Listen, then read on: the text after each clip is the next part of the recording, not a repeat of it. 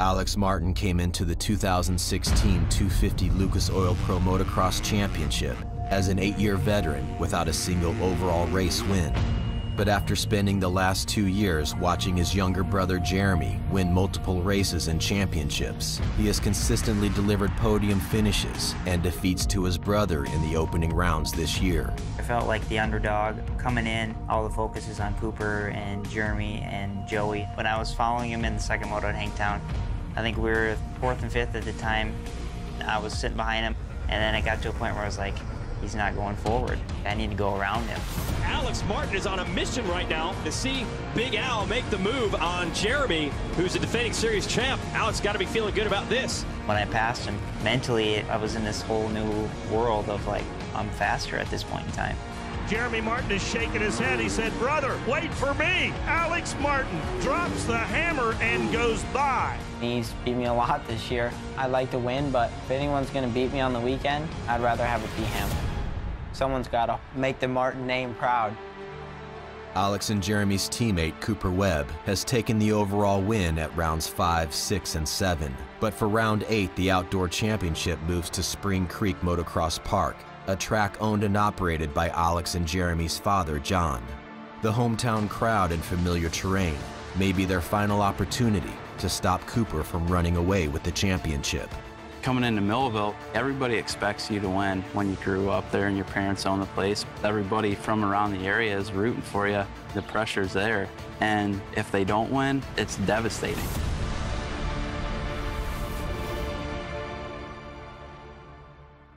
Stronger together, you had your couple moments. I could see you pushing. I started with Alex roughly 8 or 9 weeks before the first outdoor. I like to think that him working with me is what's turned his career around, got him up to that next level he always wanted to be at. Although Alex has been in the 250 class for 8 years, he had never been on a factory-sponsored team and hoped his 1-year contract with Star Yamaha in 2016, along with the new approach to his preparation by working with the team's trainer, Gareth Swanepoel, were the missing pieces he had been lacking. However, if he fails to deliver results, 2016 will likely be his final opportunity, as unsuccessful veteran riders are seldom given contracts over young, incoming talent. Coming into the season, I knew that with having a factory bike for the first time and having a little bit more well-rounded program, I felt like coming in I was going to be a threat, but you know, you can't tell the media or anything like that. They're not going to believe you until you do it. Face full of roots from Nelson. Does he have the pass? Alex Martin's going to take him wide. Nelson off the track. It appears that Alex Martin has won his first ever Lucas Oil Pro Motocross overall. Martin would leave round 2 with his first ever championship points lead, and although he would lose it at round 3, he appeared to be the most determined rider on the track. Alex Martin has just been on a rail today, and he runs the rail around the outside and takes second. He looks like a man possessed. He's the fastest man on the track, just flying right now. Going into round 4, Alex was not far off the championship points lead. But in the second moto, it appeared further improvement would be necessary to contend for the outdoor championship, as he was unable to make a pass from second into the lead for the 3rd time in 4 rounds. Alex Martin's trying to make the move on him. Too little, too late. Joey Savacci wins at High Point.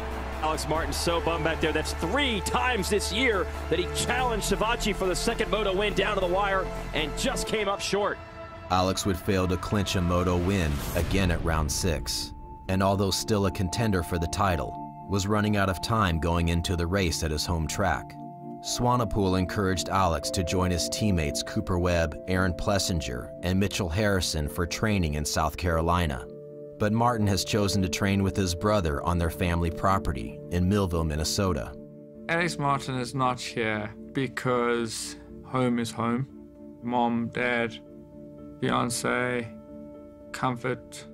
He wasn't willing to sacrifice that to be out here with us. It was hard because, you know, obviously Swanee has helped me tremendously this year, but at the same time, I didn't want to be down in South Carolina sweating all summer in that environment. We had invested with Shane Schaefer to come here and build us a track, and I knew I was going to be able to ride with my brother, and that was something I look forward to. We were able to push each other to another level when we're together. Come on, come on, come on! And the main focus was really on my brother growing up. I would get his old bike. And I remember one time, my dad was like, hey, Alex, go show Jeremy how to hit this corner on his bike. He came down the hill and he hit the corner and he started laughing.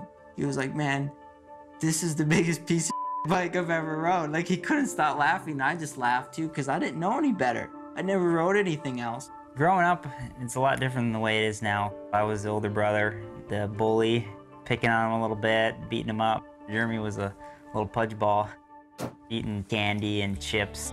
Anything that was bad, he was sticking it in his mouth. I mean, I have really no rebuttal. I'd go and get ice cream sandwiches and bags of potato chips. I didn't want my parents to find out, so I would go eat them in the first tunnel, and then I would bury the wrappers in the ground, and then I'd just run away. There's definitely more balance to Alex's life. He's had a fiance, he likes fishing. Jeremy's done the same things, but his focus has been championships and winning, and that's his number one. I'm kind of seeing more of that from Alex now too, the determination. After 8 years of being in the sport as a professional, you tend to become complacent and hit a plateau. That's my biggest obstacle right now, is that mentally for so long I was a 5th to 10th place guy.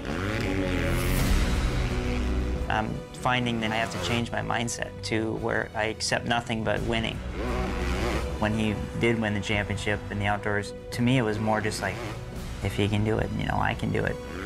For me, it just made it more realistic and possible. Growing up, I could see the mistakes Alex was making, not taking it very serious, and I really saw the amount of money my dad was putting into it.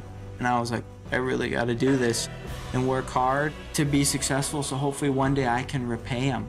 For me personally, what makes me happy is making people that I care about happy. It is rare to find two brothers who can look at their rival and find inspiration instead of animosity. Alex and Jeremy Martin have been pushing each other's levels of performance throughout their lives and choose each other as training partners to this day. For Alex, round 8 is the next stop on his mission to revive his career, and with 5 second-place moto finishes, he hopes the hometown crowd is the fuel he needs to get his first moto win of the season. I know that I have the speed to be up on the podium. I mean, this is my 8th year now. There's literally no more excuses. Like, you have the program, you have the bike, it's time to get the job done.